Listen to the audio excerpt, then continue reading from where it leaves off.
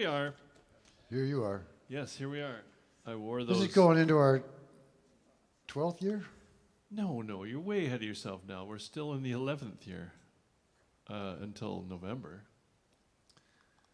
And you know what we're going to do? We're still going to do this during July. You are? Wait a minute. Oh, yeah, here. Yeah, here. Oh, I see. Not outdoors, but here. Not outdoors. Okay. I know you guys are addicted because there's a whole bunch of you show up the last Thursday of each, or last Tuesday of each month to do this. It's a good thing, isn't it? Yeah. It is. As a matter of fact, Bob was up here getting an early fix. I saw that. That's good. We may never see Mark again, though. He's mad at me. Why?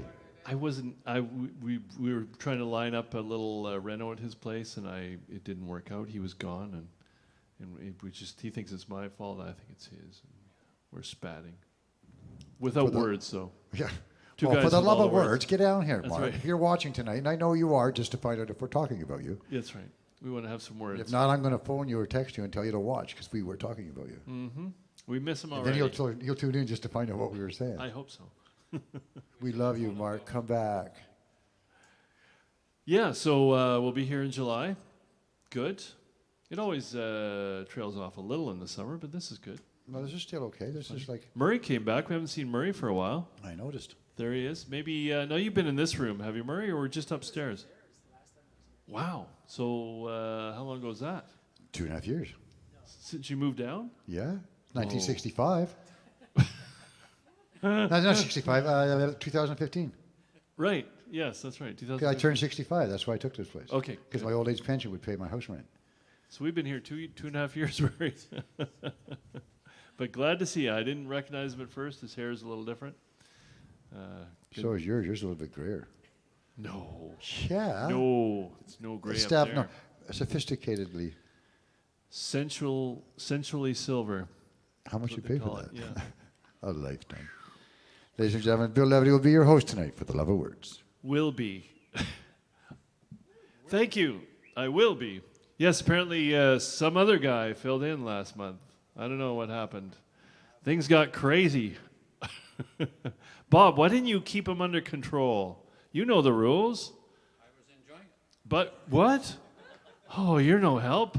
I watched it on, I've never done this before. I should, I guess. I watched it on the YouTube channel, and I see John start, and then some other guy comes up, and John's back on again, and then Bob, and then John, and I'm thinking, holy cats, it's the John Hadfield show. But what's that? That's what you do. I was just copying you. No, but I don't take I take like 2 seconds to introduce people, not another 12 minutes of reading. Good. Anyway, we really appreciate John stepping in, much as we like to tease him. Thank you, John, officially. Thank you. That's right. But so I've been practicing hating things because my friend Tyler B., if any of you know Tyler, she's kind of a notorious character. Maybe not as notorious as she used to be. She used to host the Gong shows and things like that. And she's quite a wild character. She's a small blonde woman, fiery. And she claims that I have problems expressing my anger. I said, no, I don't. I just said I just never get angry. I keep it all inside. So I'm working on a new piece. It's called "I Hate the Homeless People," and it's just like to get my anger out. And I'm really upset about their standing on the corners with their signs and their poor clothing and with their hats out and stuff. It really upsets me. And I don't know what to do about it. Yeah. The other day I actually took $4 out of my pocket and I tossed it into the guy's hat. And I think the reason I'm so upset is because like many of you, I don't know what to do about it. You know what I mean? Because you're always you see people who are panhandling and stuff, and I don't know what to do. So I feel kind of ineffectual. That's the word. Thank you. And what do you people do? Do you give change? Do you give advice? Do you take them into your home? I mean, it's a growing problem, and it's kind of like I just finished a great book called Stones from the River, written by the protagonist was a dwarf, and she had only in her lifetime met one other small person. Zwerg was the German word, and it's kind of a similar problem when the German people were just kind of rationalizing when their Jewish neighbors were going away and when the Jewish businesses were closing down. And I'm kind of thinking, is that what we do when we're seeing the homeless problem, but we feel like we can't do anything, so we feel ineffectual, so we just rationalize it as being there, you know? It's just there. And we talk about things like mental health issues and drug problems. And I don't know, it's just one of those things that just bugged me, because I don't actually hate homeless people, by the way. But I just don't know, it's one of those things that stick in your craw, because you don't, you know, has anybody found any good solutions? Do you guys do anything about it? Throw change, give advice, bottles of wine? No, I don't know. You should look them in the eye like they're a human being. Well, that's a good start. Yes. That makes a big difference. Good advice, They Bob. say, sorry, not today, and the guy will almost sometimes apologize. Sure, buddy. Well, that I have done. Yeah, sorry, not today. Now, you guys used to be part of that crew that did the meals. That went on for quite a while. Yeah, you can do meals. Right. Well, it's hard to keep up, hard to keep the volunteers going. So this will be my tongue-in-cheek piece for next month called I Hate the Homeless, which hopefully people will understand by the end of the poem that I don't actually. So I'll just reread this one again, because I don't think I, well, I don't know if I read it. Kneeling, taking the soft skin in her mouth, the tender ministrations of joy that drown out the sorrow and the noise of the world, her mouth a succulent tomb of fruit, her tongue a paradise of confusion. As the babies lay awake and do not cry, Madonna lays quietly on the bed, her nakedness a gift of rare vanity. She waits for the town cobbler, his body bent toward ruin. He washes the years of toil from his body and walks toward her like a dancer, young again. For her elliptical, statuesque form, he falls for her tenderly with the madness that always tried to possess beauty, and with the cunning of the plotting cuckold as he attends to her body, knowing she must one day be consumed by fire or killed with his bare hands as she rides above him, coming her death throes immaculate.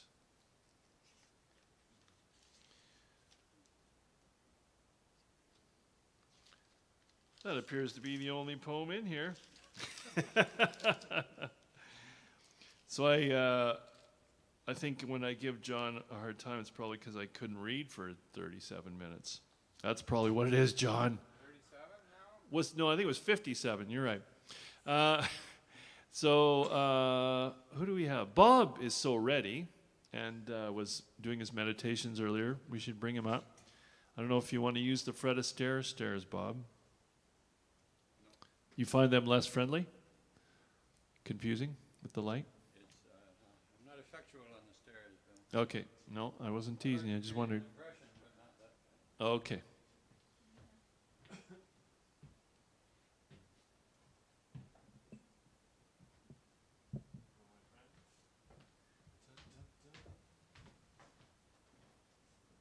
So we on the 4-minute night or the 7-minute night? Is it a Hatfield night or is it a levity night? Just take the time and divide it by the number of people. I can't see anymore, so I don't know how to do that. All night, Bob. All right, we'll do the white baby in that case. This is a marvelous set of satirical short stories by Thomas King, who really knows how to write. It's called A Short History of Indians in Canada, and that's just the name of the first story, which I think I read here long ago, so I won't take a chance and do that again. Oh, no, that was great. It was, there's like hating the homeless. There's some hard stuff in these satirical stories. Some of them are very light, and some of them are really edgy. I could talk about it a long time, but I better not. So I'm going to do one that's more fun than edgy tonight. And I can't do it all, so I'm going to cut back. And it's satire about how white people see Indians, and about sometimes how Indians see white people, and how men see women, and how women see men, and children, and adults. He covers a lot of stuff. There isn't Indians in every story. Oh, it's really good stuff. In the back, there's a special feature, which is an interview that Margaret Atwood did with Thomas King on CBC Radio, no doubt, some years ago. And they're two professionals. It's really nice to see them talking together, hear them talking together, read them talking together. And they talk a bit about how edgy you can be in a satire without upsetting people, going beyond artistry. Anyway, I'll take bits out of this story, which is called The Baby in the Airmail Box. It goes from scene to scene to scene. There's 3 or 4 strands of story going down, and they all collide in the end. The first one starts like this. The baby arrives in a cardboard box with a handful of airmail stamps stuck on top and a label that says Rocky Creek First Nation. Orina charging woman brings the box to the council meeting and sets it in the middle of the table. All right, she says, after all the band councillors have settled in their chairs. Who ordered the baby? Baby, says Lewis, standing, who is currently the chief, and gets to sit in the big chair by the window. What baby? Orina opens the airmail box and bends the flaps back so everyone can have a good look. It's a baby, all right, says Jimmy Tucker, but it looks sick. It's not sick, says Orina, who knows something about babies. It's white. White, says Lewis. Who in hell would order a white baby? Now we switch to Linda and Bob in Bob's office at the Alberta Child Placement Agency, Civil Service. There's quite a few couples in this story and elsewhere where there's 2 people working in an office. One's a man, one's a woman. And the woman kind of knows what's going on, and the man is the one in charge. This is an example. We have a problem, says Linda. A problem, says Bob, which is what he says every day when Linda comes into his office and drops folders on his desk. Mr. and Mrs. Cardinal, says Linda. When they were in bed together, Bob could always tell that when Linda was joking. But now that they've stopped seeing each other, which is the phrase Bob prefers, or since they've stopped screwing, which Linda says is more honest, he can't. Have they been approved? Yes, said Linda. Okay, says Bob, in a jocular sort of way, in case Linda is joking. What's the problem? They're Indian, says Linda. Bob pushes the brochures aside. East? West. Caribbean? Cree.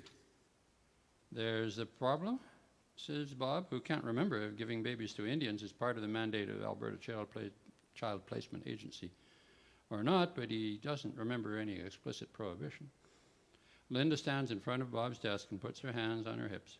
They would like a baby, she says, without even a hint of a smile. Mr. and Mrs. Cardinal would like a white baby. Meanwhile, Orina takes the baby out of the airmail box and passes it around so all the councillors can get a good look at it. It's white, all right, says Clarence Stout. Jesus, but they can be ugly. They never have any hair, Elaine Sweetwater said. Got to be a mother to love a bald baby. Now, the baby in the airmail box isn't on the agenda, and Lewis can see that if he doesn't get the meeting moving, he's going to miss his tee-off time at Wolf Creek. So when the baby is passed to him, he passes it directly to Orina and makes an executive decision. Send it back, he says. Not the way it works, says Emmett Blackfoot-Rabbit. First, you got to make a motion, then someone has to second it. Who's going to bingo tonight, says Ross Heavy Runner. I could use a ride. Maybe it's one of those free samples, says Narcisse Good. My wife gets them all the time. And so goes the band council meeting.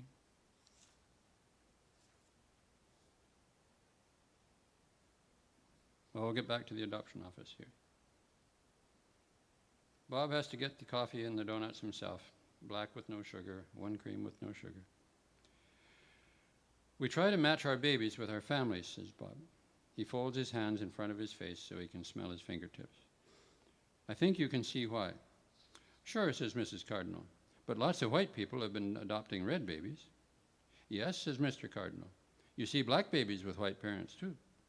And yellow babies with white parents, says Mrs. Cardinal. And don't forget brown babies with white parents, says Mr. Cardinal.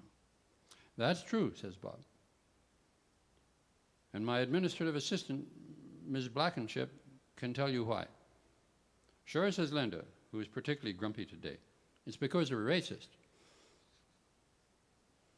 And there's a scene back in the band council. No, at the golf course, sorry. But we'll stick with Bob and Linda.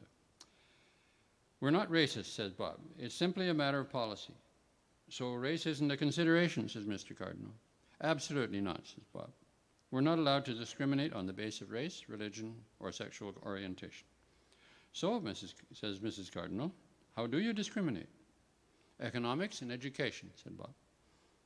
Well, says Mr. Cardinal, we're rich. Great, says Bob. We're always looking for rich parents. And we're well educated, says Mrs. Cardinal.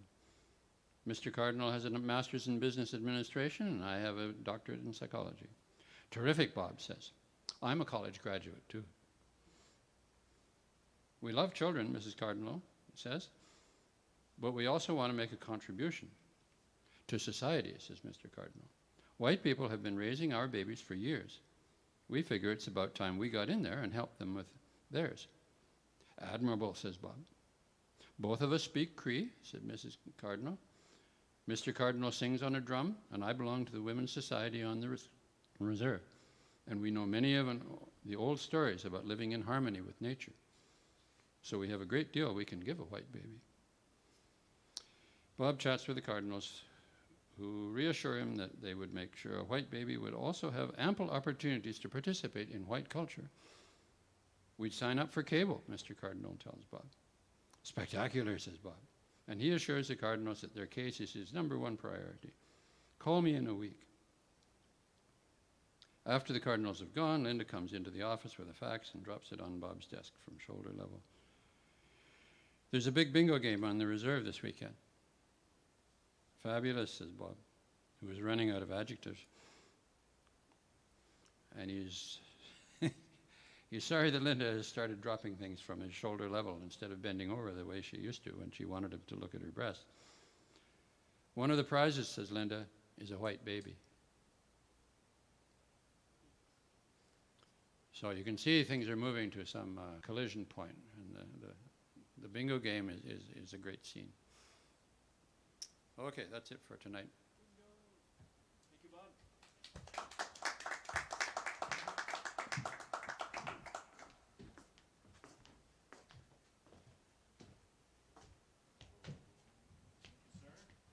Thomas King. Thomas King. And where's he from?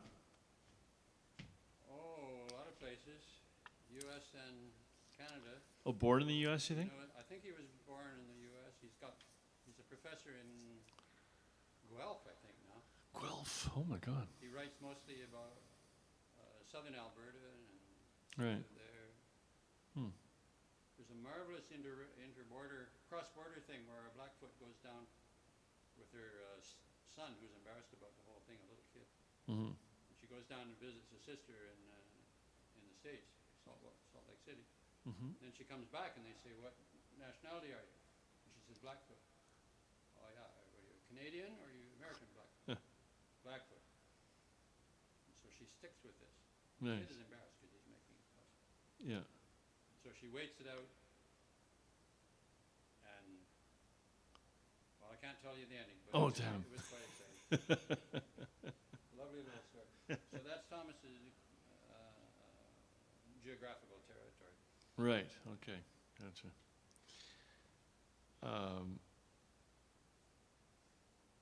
Yeah, Blackfoot were Midwestern plains and quite vast, Yeah, both I sides guess of the border, They were Alberta and Wyoming. west of Louis Riel, kind of. Right. Murray, who was here 2.5 years ago, maybe. Come on up and share with us and tell us where you've been.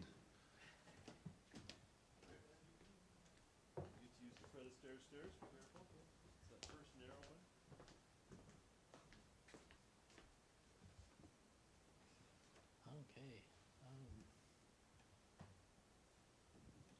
I can't see anybody anymore. We're still here. Okay, really?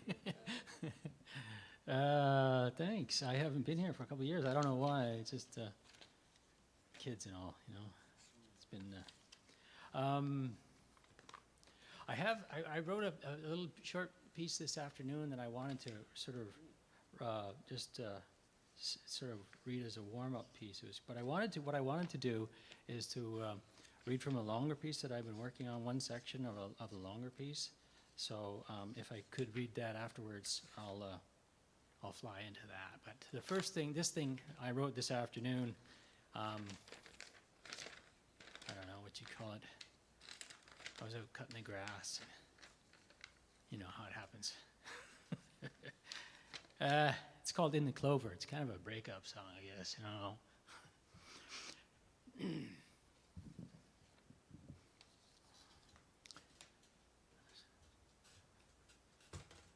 All right, let's see if we can do this here. In the Clover. Sunscreen, gasoline, EVIV over. We went to bed and you broke my head and we found ourselves in the clover, the clover, the clover. We found ourselves in the clover. Sunscreen, gasoline, over and over. We burned our bed and you broke my head and we cooked our way through the clover, over and over. We cooked our way through the clover.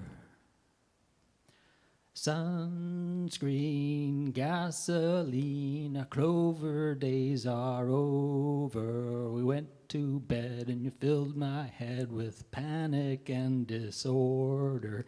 Disorder, disorder, we run from the clover. Sunscreen, gasoline, EVIV over. It's over, it's over, our days in the clover. There you go. That's just someone wrote this afternoon. So anyway, if I could read it's kind of like a longer poem on. It's called The Sound of the Highway, and it's sort of based on some stuff that I was writing back up north by west of Prince George. It's on the Highway 16, and I wrote the first few parts are sort of like more lyrical and pretty and stuff like that, and then kind of get to the final two parts here. And this is part 4. Barefoot and bankrupt, into the thunder I fly. It's time. The unmuffled howl of a pickup truck, tires too big and knobby, winds into the night. You fucking hear me? I am nature made manifest. Here, where mosquitoes rule and bears make me nervous and all night long freight trucks roll by.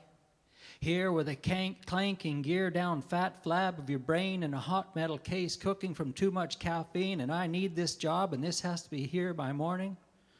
Here where the crystal ball of logic that governs this cast iron kingdom has shattered on the shop floor. Oh, what future we saw. Such wild horsepower.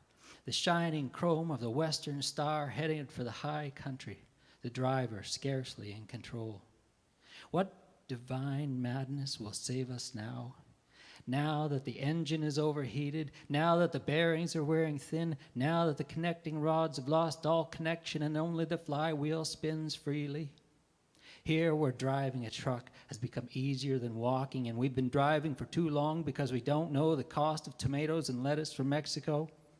Here where the only way to make money is to sell our trees or minerals or electricity or water, no longer sustainable under NAFTA or any international free trade agreement, where there are 10 billion consumers consuming in glorious consumption like a wave of hungry pine beetles. Here, where the land is prostituted by a provincial and federal minister who smiles stupidly but does not understand the sacred trust of the land. It is not ours. We belong to it. Here, where even big industry can look small compared to the vastness of the land. If you stand on a high hill far off, and shut one eye and ignore the logging road you drove in on. Here where it's all too easy to forget that other world, the world of Bay Street and Yonge Street and Dundas and Bloor, all its bigness and busyness and industrial demands, imperious metropolis with impetuous fashions, the temptation for more and more and more. And it's all fun and games until you awake in the middle of the night listening to the sound of the highway, and every cylinder of your soul tells you they're coming for it all. And this is all we have. And even that is becoming less and less each year. Here is the hunger. Here, the emptiness. Here, the night. With this compression, we could ignite anything. Listen, for the beaver thrust slap of erection rises into the black bare night. Claws or teeth, my dear. Here sucks the ancient sturgeon death lip, now cast in a modern aluminum river. Slide under the grunting night, for the frosted breath of the last two caribou sounds the cryptic love of broken spruce, broken faith, broken land, broken hearts. The crankshaft monadology tells us that pistons are singular, but this land is piston fucked plurally, plurally, plurally. Just look at it. Still, even Pythagorean piston rings of a gap, there's always a little remainder, indivisible, roundable, uppable. Except, not really. Perhaps some will get through. These are the fields we worked as children. Farm fields that are returning back to pine trees. This is where we once cut hay. This is where we broke the ground in black fly horror. But now the paychecks and pension plans pool into wood piles and plastic tarps that tear in the ultraviolet overheated sunshine and autumn winds of some new ever-present threat of those who don't know. This is where we were born. This is where we will die. This is what we do now. Don't question us. You don't know what you're talking about. You don't live here anymore.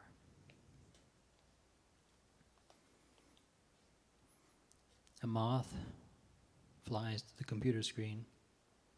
In the distance, a train rolls along a rocky bed. You can feel the ground tremble as the freight trucks pass by. The long haul beneath the stars, with only a dim set of headlights to guide us. Thank you.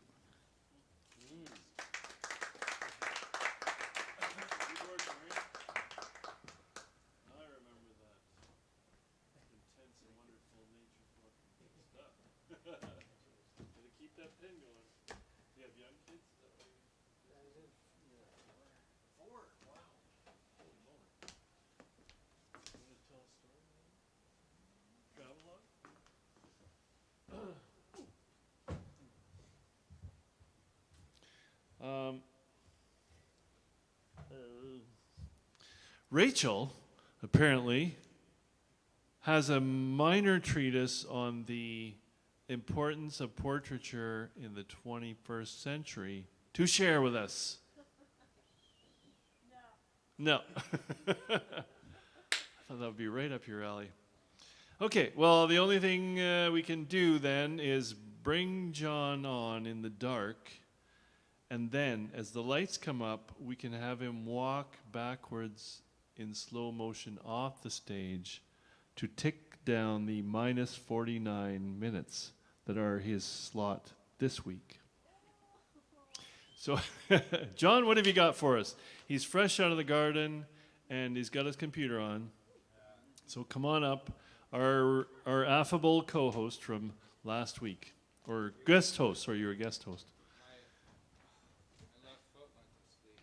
Oh, you better stall because Michelle's peeing while your foot wakes up. Think all that you need. Yeah, that's a weird feeling, eh? Where it's really nice. It's not my foot. I know. Did you know that trick about sitting on your left hand? No, it would stop your foot from going to sleep. No. What's that? What does it do?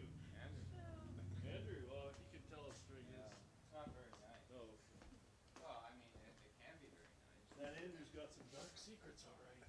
Yeah. Sitting on your left hand. Well, you know, talking about Andrew, because we were just chatting about, I asked him if he'd written anything for tonight, and he goes he's a little bit behind because of his schooling and all that kind of stuff. And I said, I mean, so far this year I've written a song a week, and yeah, that's pretty good, you know. So I think, well, that's writing, you know, but you can't really come up here and read song lyrics, and then, well, you can, but and then Andrew asked me, well, you know, does it go? Can you make it both ways, like turn a song into a poem, or a poem into a song? And when he said that, I suddenly realized I had something to read. This, I go to this open mic in Victoria at a place called the Spiral Cafe, and it's mainly music, but there's this woman, her name is Devorah Levin, and she's published writer, poet, and she always gets up and Phil, this guy, plays piano, and she goes, you know, I need some despairing music, you know, and he'll just start tinkling away, and then she starts reading her. So I'm going to read the poem that she read, and then I'm going to read the song that I wrote out of the poem, because funnily enough, as we were talking, Andrew, I did have an example of that, but I'd forgotten. This poem is called Ravaged Light by Devorah Levin. I think I said her last name right. This is her time of ravaged light, of jagged suffering so great, there is nothing to do but be there. Haloed by pain, wrapped in her despair, that nothing will ever come right again. Yet always there is that thread of hope, spooled and circling somewhere close by, her hope now so thin it is almost invisible to her naked, floundering mind. Hope is a kind of human habit, rooted under our skin, lurking there, waiting for a crack, a fissure, any small opening in the hardened surface of our pain and suffering. That thread of hope making its little imprints along the edges of her faith, that sturdy fabric she used to wear every day, colored with certainty. For her, it's those old stories repeated and repeated until they have become part of accepted truth. For others, it's faith in ourselves and in the universe, a kind of sacred partnership.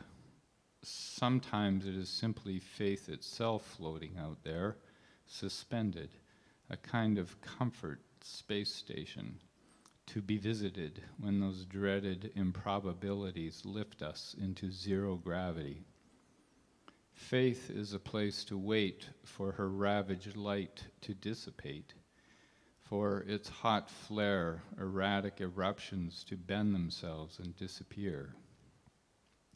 Then the silvery moonlight rivers across still waters, and the stars realign themselves into their familiar constellations.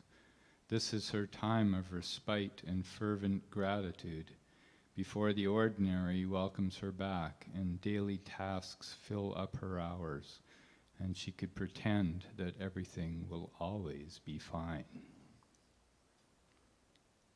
That's Devorah. Very nice. I was very moved by it for some reason. So, and there's the trick. How do you turn it into a song? And then I was saying to Andrew, there were a few lines that just sort of jumped at me, and the one about the moonlight rivers across still waters, and I thought, what a great way to put it, you know? So, I wrote a song, and I'm not going to sing or anything, and it's called Maybe This Time You Can Stay. She sits and stares out the window, raindrops like stars on the pane. The moonlight rivers cross still waters. Please don't make her wait in vain. There's a halo of pain shivering round her heart. She cloaks it warmly in despair. There is nothing she will say, nothing she can do. All she needs is you to be there. You're the fabric of her faith, the love in her forever. You know it's always been this way. She's the thread of your hope, your certainty in knowing. Maybe it's time for you to stay. Maybe this time you can stay. You sit staring at her portrait, your face reflected on the glass. The images, they merge until they are one, leaving your doubting to the past. There's a sacred kind of faith you're always shared with her. It breathes beneath the surface of your skin, waiting for a crack, waiting for that moment, so love comes flowing in again. And then I would repeat the chorus. You're the fabric of her faith, the love in her forever. You know it's always been this way. She's the thread of your hope, your certainty in knowing. Maybe it's time for you to stay. Maybe this time you can stay. The raindrop stars rearrange in constellations, portents from the heavens above. All the signs point to a revelation. Don't you know you're in love? And then you would repeat the chorus. So that's those two. Is my 49 minutes up yet? What? How did she feel about you? Like a different view on the poem. Because a lot of times when I'm there and she said she likes my lyrics, and then sometimes I check with her, and I say, can you just go through this just from your point of view? And, she'll go, oh, this is good, but, the phrasing's a bit, the rhythm's not quite right here, and she'll change a few words. And then, of course, as I was saying to Andrew, when you're singing, you can say, I love you, and instead of going, I love you, So her sense of rhythm in poetry was not the sense of rhythm in the music. And I tried the line as she said, but I thought it was more effective when you're singing. I mean, there's something about singing it that changes how it comes across. But generally speaking, she liked it, and she said it's quite different from what she did. And I said, well, yeah, I mean, there's no way you can put that thing to music. But I did come up with this really weird chord, and I called it the Devora. So she liked that. It's A new chord, just for you. So she liked that. But I think she just had a book put out, and there was on Sunday, I missed it, what do you call it, book launch. Is that it? No, read something else. Okay, I just write a little bit. I just came across it as I was looking for the poem. And it's called The Tickets, and it's a really long thing, but I'm just going to read the beginning of it, and this is my friend Dan. I go out on the road with him, and it's always sort of funny how it all happens. Well, look at it this way, Dan says. If you don't come down to Vegas, you might miss out on one of those once-in-a-lifetime experiences. one of those character building pivotal times in a man's life, never to be repeated. On the one hand, I'm on my cell in my girlfriend's beautiful backyard. With the other hand, throwing a ball for the dog and breathing in the sunny air of a beautiful spring morning on Vancouver Island. Oh, and if you do, could you bring down some of my books and CDs? Because I really need some merch to sell there at the gig. HarperCollins screwed me around in the States, and it would really help me out. But I can't justify paying your airfare, but you really should come. And don't worry about food, I'll make sure you're fed. I toss the ball yet again and watch this little vignette play out in my head from our recent tour in Nova Scotia. We were in Sydney. I'm in his room. I had asked if we could go out for a sit-down breakfast before the events of the day overran any time one could have for eating like a normal human being. You don't need to go to a restaurant and sit down to eat. That's just some custom habit you've grown so used to that you think you have to do it. Look, he says, I've got lots to eat here. He waves his hand towards one of the messiest dressers you'd probably ever see in your life, and among the litter and banana peels and Diet Coke and other stuff he indicates an open, split down the side, half-gone bag of peanuts, so salty that you immediately need a swig from a bottle of water, of which there are any number scattered about a room that looks like someone threw in 4 stun grenades. They're on the dresser, the side table, the window ledge of the floor, in the bags on the floor, on the bed, in the bathroom, all ready, willing, and able to quench any sort of attack of thirst, no matter where you're standing. People ask me, I'm just curious, but what does he pay you when you go out with him? I say I'm doing it for peanuts and all the water I can drink. He's a very generous man. It never was about money. Dan had started doing little tours in support of his new book and an intimate CD in 2010. He lives in Toronto, I live in Vancouver. He's a writer, songwriter, performer. I'm a stockbroker now. We have known each other since he was 1. He likes to tell people, and I was 3 in 1955. How can you possibly know someone when you're 1, I ask.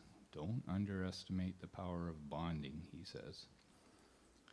I had said if you ever come out to BC to do a little tour and give me some notice and I'll find the time and I'll drive you all over if you want. We can have some fun. Being on the road was something I hadn't done since I was in my 20s and managing a rock and roll band. We toured all over Canada and the US. I think it's more fun in the remembering telling than now in the actual experience. There was this sort of haze to it all for some reason. Alcohol has drowned a lot of dreams for some participants, but how can you sink to the bottom when you're getting high too? Anyway, it turns out he gets an invite to this Vancouver Island Music Business Conference that June to do some songwriting clinics and performing, and his agent strings a couple of other dates and some booking signings to boot, and we're off. I really appreciate what you're saying, Dan, about life experiences and everything, but my girlfriend booked a session with a counselor I have to go to tomorrow to work out her feelings around me being out on the road with you, as the number of times is really starting to add up. This is quite an issue for her and her feelings and everything, so I feel like I kind of got to get it worked out first. But you know what? Fuck it. I think I just have to go, so we'll see how the counselor deals with that. That's great, John, Dan says. I really appreciate everything you do for me, and I guarantee I'll make it worth your while. I'm sure you will, I says. Any chance of getting some roasted almonds this time around with some Coke to wash it down? You don't want to drink Coke, John. How many times do I have to tell you that is the worst stuff you could drink? Pure sugar, he says. Why don't you just go get a 5-pound bag of sugar and start eating it, he says. Straight into your bloodstream, he says. If you're drinking Coke, then get a Diet Coke. How many times do I have to tell you? I says, what about the aspartame? as I usually do. I hate the taste of that shit. That's a load of crap, he says. There's nothing wrong with aspartame. I drink it all the time. You know that. And look at me. I run 10 miles every other day. Usually at this point in the aspartame discussion, he pulls up his shirt to show me his hairy abs for the umpteenth time and asks, "Do I look fat to you?" I know it's either a leading or rhetorical question that doesn't exactly have an answer that will easily come to mind. Sort of like, do these pants make my ass look fat? I guess at this point it would be helpful to say that Dan is diabetic, and this might explain some of the stuff that goes on. A lot, really. His dad died from the effects of diabetes in 2003. Dan found he couldn't write songs after that, and as an act of catharsis started writing what turned out to be a book, I Am My Father's Son, of which I have quite a number of copies in my basement. I act as the West Coast repository, an emergency supply, if you ever got caught late in Vegas and need to do some as part of your merch. Should I stop there? Is anybody left? Oh, there they are. Oh, geez, they all left. Like I said, it's amazing. We went to Vegas.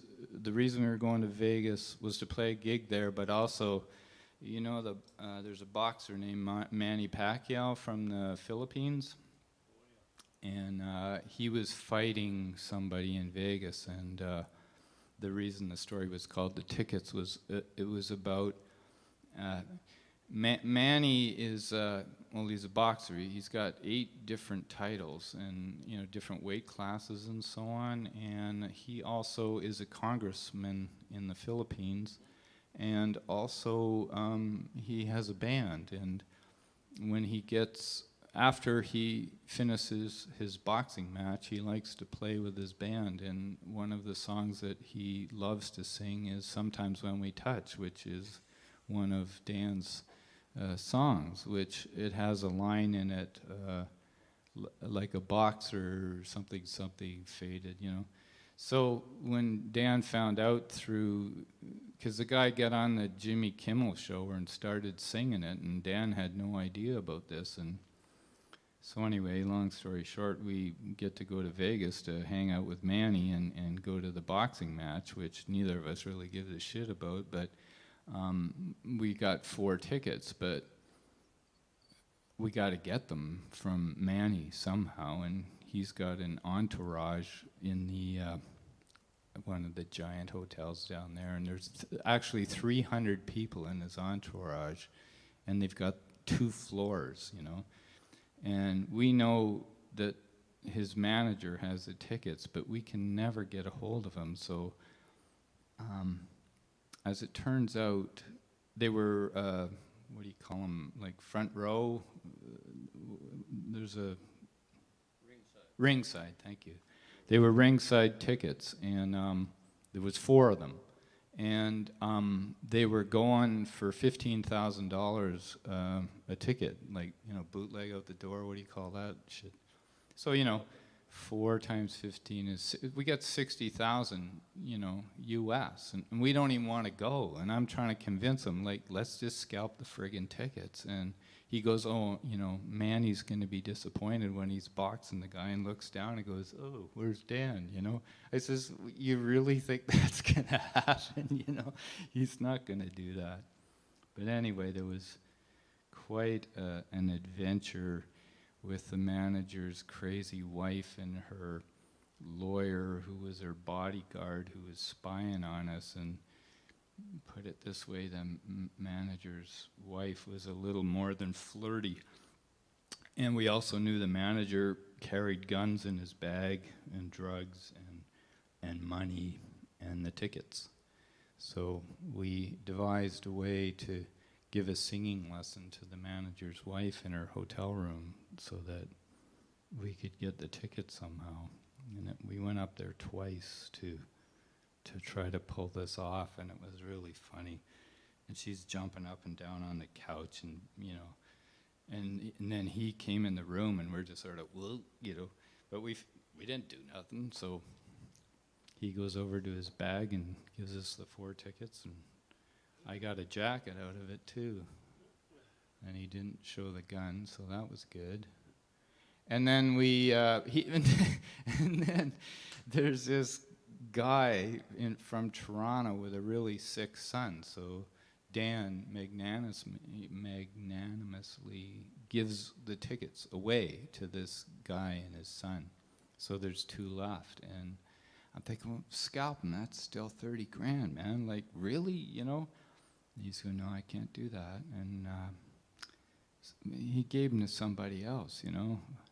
And then we're going, well, what's Manny going to say when we don't watch the fight, you know? And so then we went to the press room, and I bullshitted our way into the press room. We didn't have any credentials or anything, but I said, this is Dan Hill. He works for Maclean's Magazine, and he's here to cover the fight. And, you know, we've forgotten this, that, and the other, and blah, blah, blah. So we end up sitting in the press room, and the press conference after, Paris, what's her name? Paris Hilton?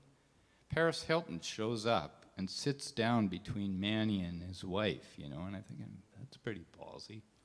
And Manny pounded the shit out of this guy. He hit him in the head 500 times in the number of rounds, whatever it was. And the other guy hit him like 26. Just amazing. And then at the press conference, the other guy shows up, and he's got like big sunglasses on to hide his blown up face. And Manny's sitting there like he didn't even break a sweat. He went 12 rounds, I think. And then we went out and with his band and played music till 5 in the morning. So that's my story. Whoa. Good story. Anybody call that? Jeez, that was long. What's that? 49 minutes. 40 minutes. That was 49 minutes, yeah. You ask and you shall receive.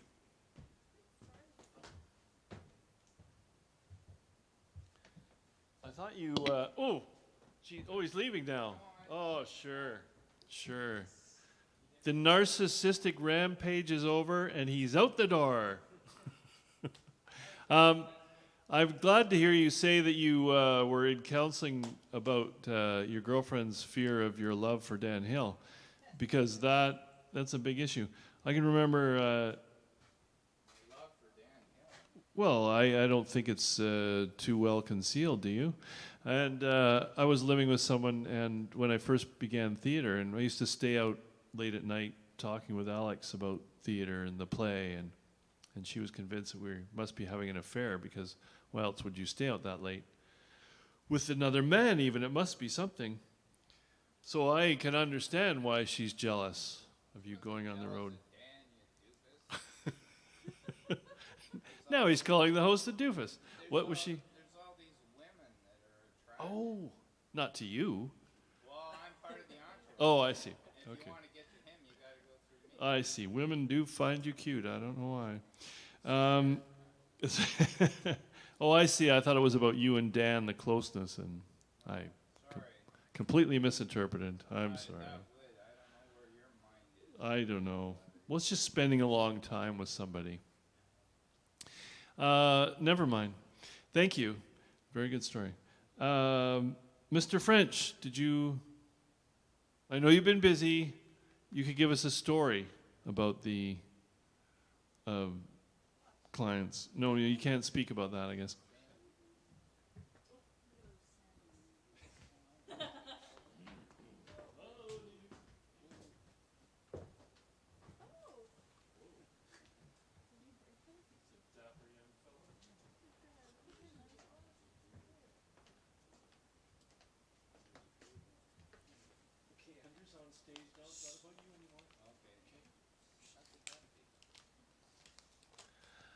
I will tell you, a dude at the lodge, he woke up and, do you know Inception, where it's dream within a dream within a dream? Yeah. He had one of those. And it completely blew his mind. And it blew mine as well, because I didn't know that people actually do that. Yeah. And so the whole day he was just like astounded. So much so that he dropped his keys in his toilet and then flushed the toilet. Oh. Yeah. No, a dude who lives there. Yeah. But there was a whole bunch of silliness. I really like those people. They're like really funny and yeah, interesting. They would fit right in here, actually. Um, yeah, so I've been doing more school than writing. I'm looking at psychosis and the relation to trauma, but also instead of looking at it in terms of like a illness, looking at it in terms of the psyche and unconscious and all that jazz to see that it has meaning as opposed to just a symptom. So it's been fun, but I haven't really written much. But you were talking about anger? Indeed. Yeah. I'm very angry. I could tell you're just a ball of rage. I like to think of it as a spectrum. So like resentment to spite to anger. And I think I've got like the spite down. So maybe you just need to like work your way up. So what was the first word? Resentment. Resentment to spite anger? Yeah. Or despite? Spite. To spite. Yeah. Okay. Resentment to spite anger. All right, good. Yeah. So I Something. need to resent before I can be angry. You could probably like jump a step or two if you get really upset. But anyhow. Yeah, because a lot of my shit is just like spiteful, and this is one of them. So that's what reminded me. I haven't worked my way up to angry, I don't think, but spiteful. Okay. Yeah. Start there. So this is June with Brimstone Labor and the subway chain. Because she doesn't have a dog, the homeowner has to bark at me herself. And the foreman has a Rottweiler, but that doesn't stop him from nipping at my heels all the same. So I came in here to get a bite to eat and get away from the heat for a little while. And I asked the fella behind the counter for a pickle to go along with my sub, and he looks at me real smart and says, "Pickles are only available if you say please. Preferably pretty please." Well, he's a buxom boy with a butterball face and these little beady eyes that make any mama lobster proud. And he's got stains on his shirt and spittle on his lips, and still he thinks he's cute. With his belly button half showing and software drinks slowly corroding his crooked teeth, still he thinks he's some kind of cute. Well, humans are capable of such varied and creative expressions of cruelty. And there's so many intricate and enthusiastic ways to trample the spirit and flay the flesh. But nothing boils the blood to brimstone quite like a grown man trying to act cute. I like spite. Spite. Yeah. All right, good place to start. You're right. It's silliness. Yeah, the next one. I just tried to come up with like summer poems because it's not really summer, but it is summer, but it doesn't feel like it for me personally. But nonetheless, yeah, this is The Boy Vomits and All Is Well. It's my rock star piece, yeah. So outside the downtown loft, I sat with a cold cup of coffee for my first cigarette of the day, and I saw you as you're about to make your way across the street with too many layers on for the summer heat. And easing myself up against a park bench beside a totem, I saw you in your insular state, and it distracted me from the reverie of my easy living. The sunlight, the lover upstairs, and more than half a pack of cigarettes in my pocket. And I thought, God damn, that must be hot. Then, on the edge of the curb, you stopped as if unsure of your next step. You hesitated, then began to puke, with everything inside of you revolting, with an ungodly slap against the asphalt.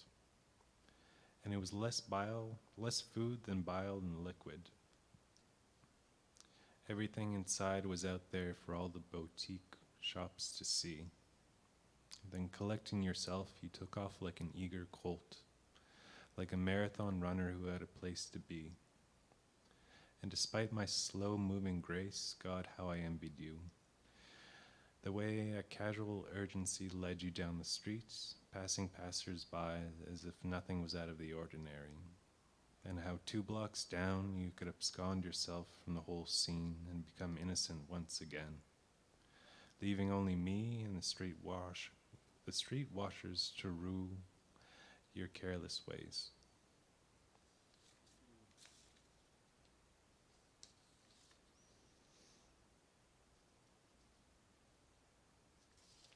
I think I'll just read one more and then we'll be good.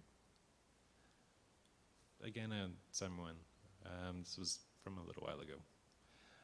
But yeah, so where I live and where Bill lives now, they run out of water in the summer when it gets too hot, so you don't have water for like a couple months.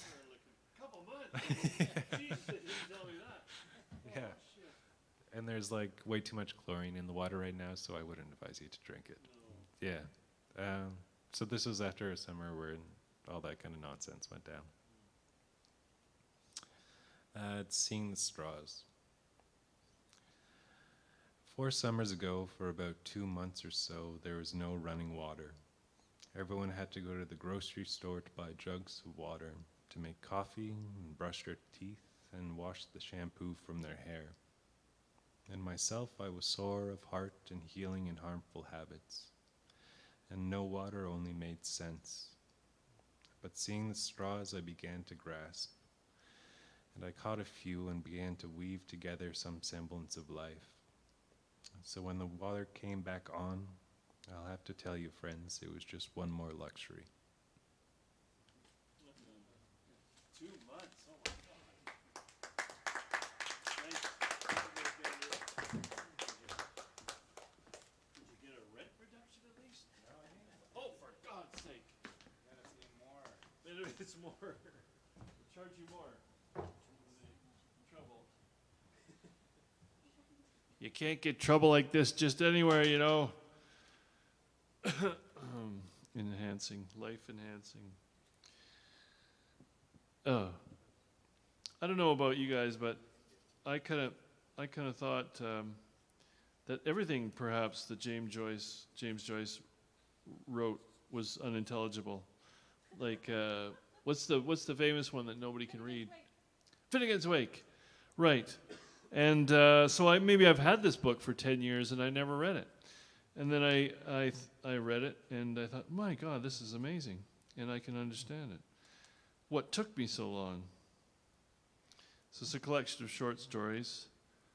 I'm only going to read 10 or 12 of them, and I want you to stay awake through the whole thing. The Dead. Just an excerpt. Lily, the caretaker's daughter, was literally run off her feet.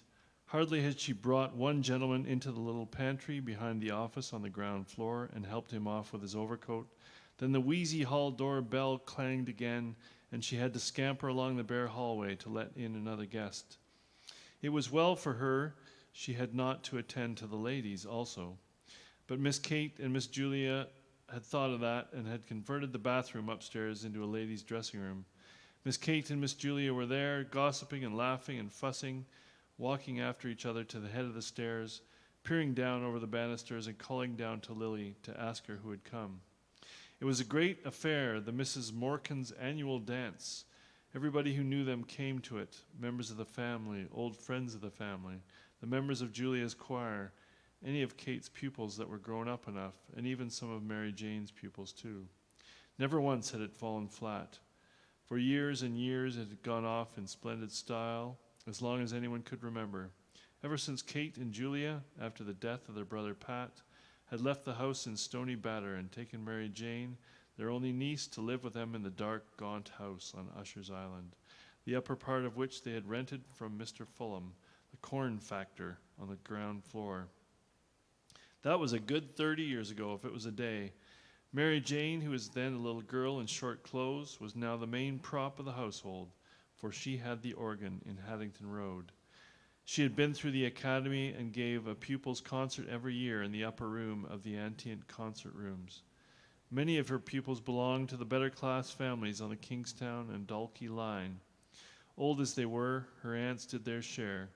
Julia, though she was quite grey, was still leading soprano in Adam and Eve's, and Kate, being too feeble to go about much, gave music lessons to beginners on the square old piano in the back room. Lily, the caretaker's daughter, did housemaid's work for them. Though their life was modest, they believed in eating well, the best of everything, diamond bone sirloins, 3-shilling tea, and the best bottled stout. But Lily seldom made a mistake in the orders, so that she got on well with her 3 mistresses. They were fussy, that was all. But the only thing they would not stand was back answers. Of course, they had good reason to be fussy on such a night. And then it was long after 10 o'clock, and yet there was no sign of Gabriel and his wife. Besides, they were dreadfully afraid that Freddie Malins might turn up screwed. They would not wish for the worlds that any of Mary Jane's pupils should see him under the influence. And when he was like that, it was sometimes very hard to manage him. Freddie Malins always came late, but they wondered what could be keeping Gabriel, and that was what brought them every 2 minutes to the banisters to ask Lily, had Gabriel or Freddie come? You can see how exciting it gets. Anyway, it's a very good book. That wasn't the one I meant to read, but never mind. There, I believe the word intercourse appears in here once. Yeah, it doesn't get that sexy, but really super writing. And it's super. There's some words you haven't seen for a while, which is nice too. So don't be afraid of James Joyce. Read The Dubliners. That's it unless any of the ladies who have not spoken would like to. The 3 of you are welcome, if you choose. Okay then. Thanks for coming out, and we hope, Georgia, did you have something to say? Oh, nope. Thank you for being here, Georgia. And you too will be working like mad for the 39 days of July. Oh my Lord. Don't forget to come out and support the showroom as well, even during the festival, because you still put on lots of shows, right? Oh, that's not bad. So you've sort of scaled back quite a bit. That's very smart. Not running yourselves into the ground. Well, more than you do with the festival. Right, okay. Good 39 days. And we will be here on the, last Tuesday of July, regularly, as we always do.